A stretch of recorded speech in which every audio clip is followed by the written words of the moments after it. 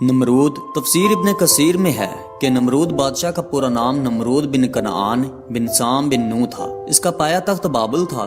اس کے نسب میں کچھ اختلاف بھی ہے۔ حضرت مجاہد فرماتے ہیں دنیا کے مشرق مغرب کی سلطنت رکھنے والے 4 ہوئے ہیں، جن میں سے 2 مومن اور 2 کافر، حضرت سلمان بن داؤد اور حضرت ذوالقرنین، اور کافروں میں نمرود اور بخت نصر۔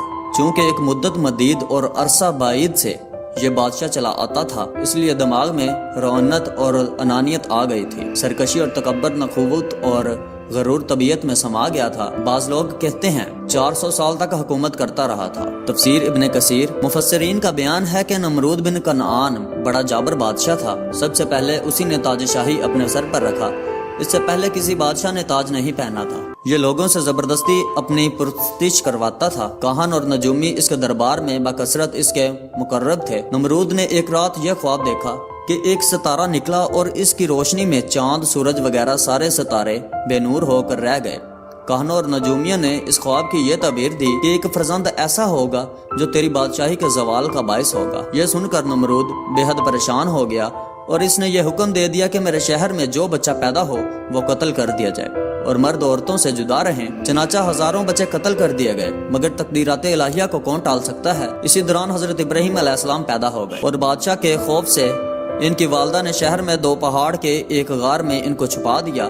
اسی غار میں چھپ کر ان کی والدہ روز دودھ پلا دیا کرتی تھی۔ بعض مفسرین کا قول ہے کہ 7 برس کی عمر تک وہ بعضوں نے تحریر فرمایا اور بعضوں نے تحریر فرمایا کہ 17 برس تک آپ اسی غار میں پرورش پاتے رہے۔ نمرود نے اپنی سلطنت بھر میں یہ قانون نافذ کر دیا تھا کہ اس نے خوراک کی تمام چیزوں کو اپنی تحویل میں لے لیا تھا۔ یہ صرف انہی لوگوں کو خوراک کا سامان دیا کرتا تھا جو لوگ اس کی خدائی کو تسلیم کرتے تھے۔ چنانچہ ایک مرتبہ حضرت ابراہیم علیہ السلام اس کے دربار میں غلہ لینے کے لیے تشریف لے گئے تو اس خبیث نے کہا کہ پہلے تم مجھ کو اپنا خدا تسلیم کرو، تبھی میں تم کو غلہ دوں گا۔ حضرت ابراہیم علیہ السلام نے بڑے دربار میں علی الاعلان فرما دیا کہ تو جھوٹا ہے اور میں صرف ایک خدا کا پرستار ہوں جو وحدہ لا شریک ہے۔ یہ سن کر نمرود آپے سے باہر ہو گیا اور آپ کو دربار سے نکال دیا اور ایک دانہ بھی نہیں دیا۔ آپ اور آپ کے چند متبعین جو مومن تھے بھوک کی شدت سے پریشان ہو کر جاں بلب ہو گئے۔ اس وقت آپ ایک تھیلا لے کر ایک ٹیلے کے پاس تشریف لے گئے اور تھیلے میں ریت بھر کر لائے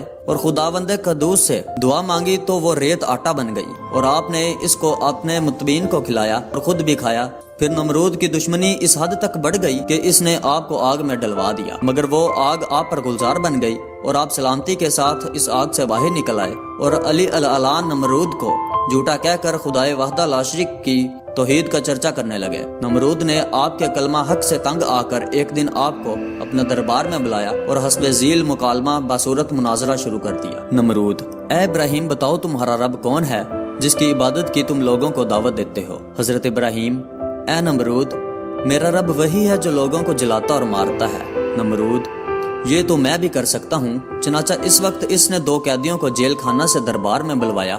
ایک کو موت کی سزا ہو چکی تھی اور دوسرا رہا ہو چکا تھا۔ نمرود نے پھانسی پانے والے کو تو چھوڑ دیا اور بے قصور کو پھانسی دے دی اور بولا کہ دیکھ لو، جو مردہ تھا میں نے اس کو جلا دیا اور جو زندہ تھا میں نے اس کو مردہ کر دیا۔ حضرت ابراہیم علیہ السلام نے سمجھ لیا کہ نمرود بالکل ہی احمق اور نہایت ہی گامڑ آدمی ہے جو جلانے اور مارنے کا یہ مطلب سمجھ بیٹھا۔ اس لیے آپ نے اس کے سامنے ایک دوسری بہت ہی واضح اور روشن دلیل پیش فرمائی۔ چنانچہ آپ نے ارشاد فرمایا: حضرت ابراہیم، اے نمرود، میرا رب وہی ہے جو سورج کو مشرق سے نکالتا ہے۔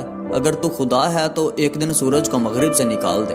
حضرت ابراہیم علیہ السلام کی یہ دلیل سن کر نمرود مبہوت و حیران ہو گیا اور کچھ بھی نہ بول سکا۔ اس طرح یہ مناظرہ ختم ہو گیا اور حضرت ابراہیم علیہ السلام اس مناظرہ میں فتح مند ہو کر دربار سے باہر تشریف لائے اور توحید الہی کا واز علی الاعلان فرمانا شروع کر دیا۔ قرآن مجید نے اس مناظرہ کی رویداد ان لفظوں میں بیان فرمائی ہے کہ ترجمہ: اے محبوب، کیا تم نے نہ دیکھا تھا اسے جو ابراہیم سے جھگڑا اس کے رب کے بارے میں اس پر کہ اللہ نے اسے بادشاہی دی، جبکہ ابراہیم نے کہا کہ میرا رب وہ ہے کہ جلاتا اور مارتا ہے۔ بولا میں جلاتا اور مارتا ہوں۔ ابراہیم نے فرمایا تو اللہ سورج کو لاتا ہے یورپ سے، تو اس کو پچھم سے لے آ تو ہوش اڑ گئے۔ کافر کے اور اللہ راہ نہیں دکھاتا ظالموں کو۔ زید بن اسلم کا قول ہے کہ اس ناہنجار بادشاہ کے پاس اللہ نے ایک فرشتہ بھیجا۔ اس نے آ کر اسے توحید کی دعوت دی لیکن اس نے قبول نہ کی۔ دوبارہ دعوت دی لیکن انکار کیا۔ تیسری مرتبہ اللہ کی طرف بلایا لیکن پھر بھی یہ منکر ہی رہا۔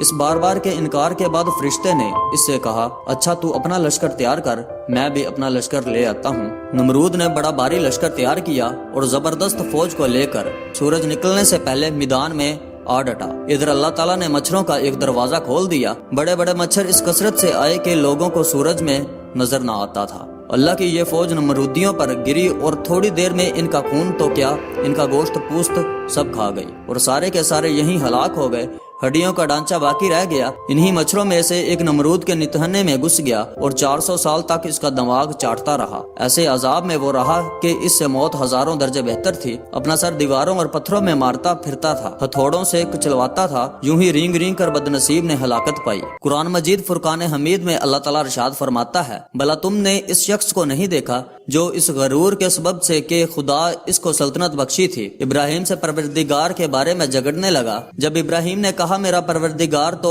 وہ ہے جو جلاتا اور مارتا ہے، اور وہ بولا کہ جلا اور مار تو میں بھی سکتا ہوں، ابراہیم نے کہا خدا تو سورج کو مشرق سے نکالتا ہے، آپ اسے مغرب سے نکال دیجئے۔ یہ سن کر کافر حیران رہ گیا اور خدا بے انصافوں کو ہدایت نہیں دیتا۔ معزز خواتین و حضرات، امید ہے آپ کو ہماری ویڈیو پسند آئی ہوگی۔ اگر آپ کو ہماری ویڈیو پسند آئی ہے تو پلیز ہمارے چینل ایچ ڈسکوری کو سبسکرائب کریں، بیل آئیکن پر ضرور کلک کریں تاکہ ایسے والی اور نئی ویڈیوز آپ تک بآسانی پہنچتے رہیں۔ شکریہ، اللہ حافظ۔